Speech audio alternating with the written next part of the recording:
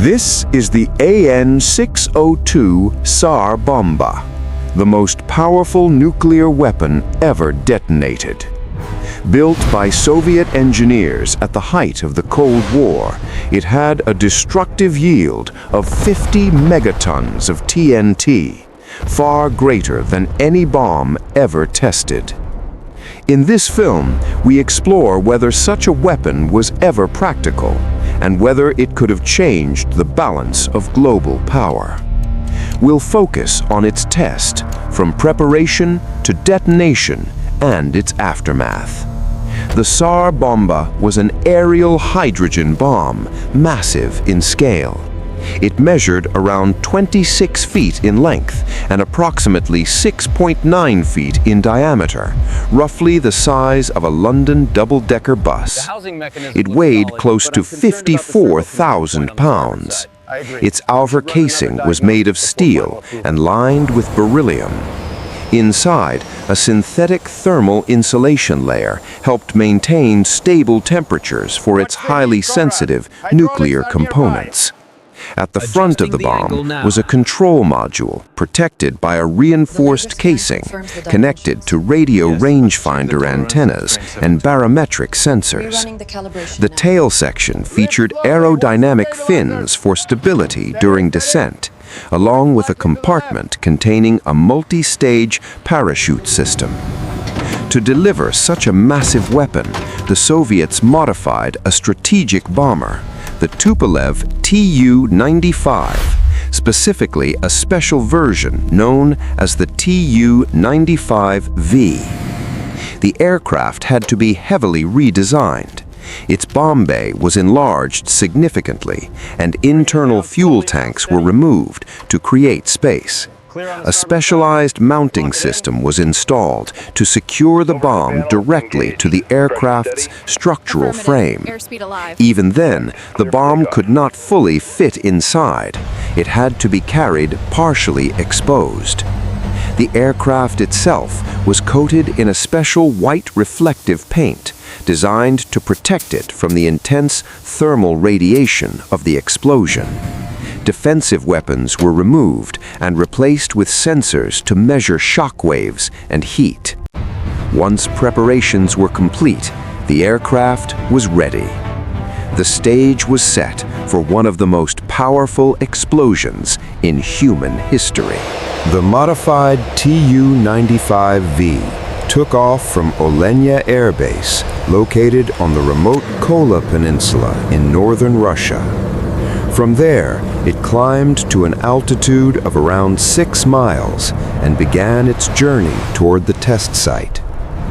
The destination was Novaya Zemlya, a vast and isolated archipelago in the Arctic Ocean. This location served as the Soviet Union's primary nuclear testing ground.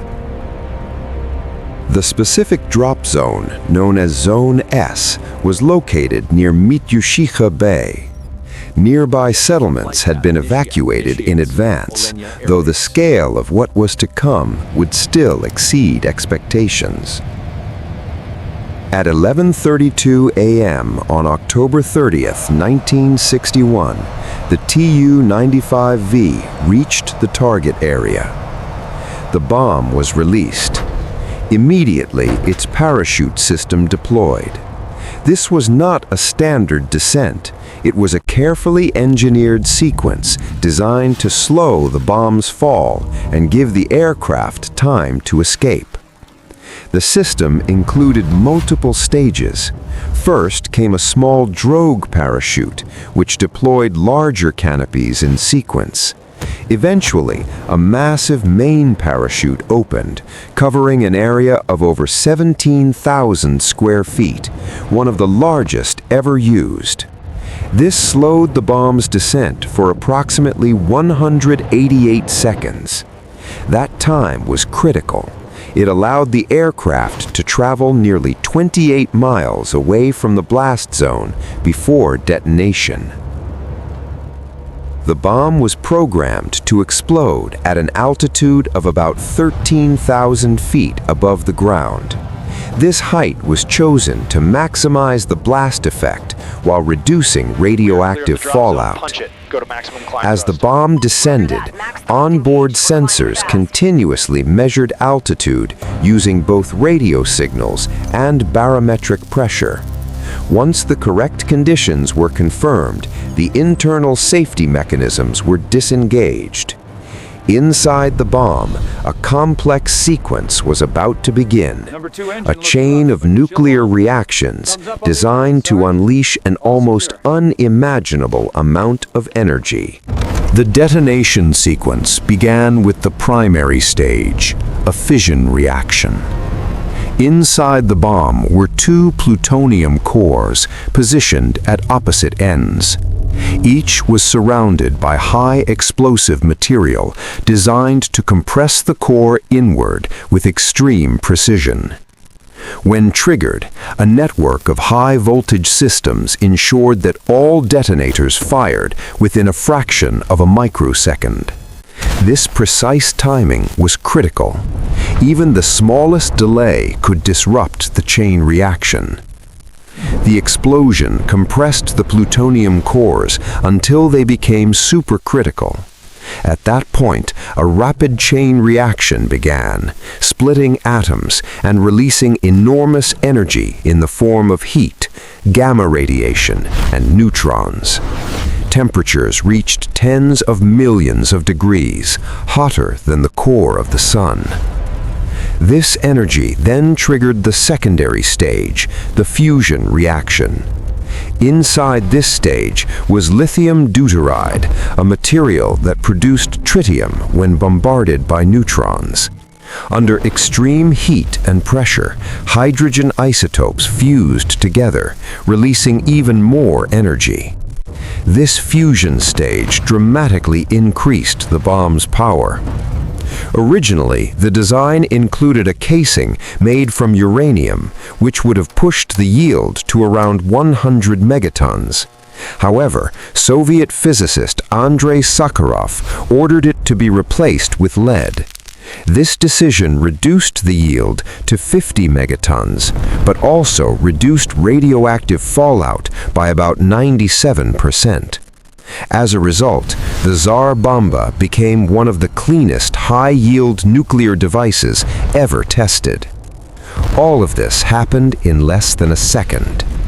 Then came the visible effects.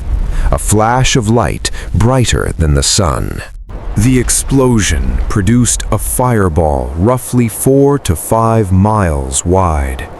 It expanded rapidly, nearly reaching the ground before being pushed upward by its own shockwave.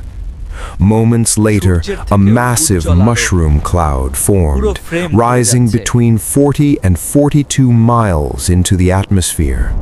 The top spread nearly 59 miles across, towering far above the stratosphere. The shock waves circled the Earth multiple times. The blast created seismic activity equivalent to a magnitude 5 earthquake. Windows shattered hundreds of miles away. The nearest settlement, though evacuated, was completely destroyed. Even the Tu-95V aircraft, more than 60 miles away, was violently shaken by the blast. It lost altitude briefly, but managed to recover and land safely. On the ground, the landscape was transformed, flattened and scorched into a lifeless expanse. Despite its immense power, the Tsar Bomba was not a practical weapon. It was too large, too heavy, and too difficult to deploy effectively in real combat. Instead, it served as a political signal, a demonstration of overwhelming power during the Cold War. But it also had another effect. It forced the world to confront the terrifying potential of nuclear weapons. In 1963, just 2 years later, the Partial Nuclear Test Ban Treaty was signed, banning nuclear tests in the atmosphere. The Tsar Bomba did not lead to more destruction. It helped push the world toward restraint. It remains to this day a symbol not just of power, but of the limits humanity must never cross.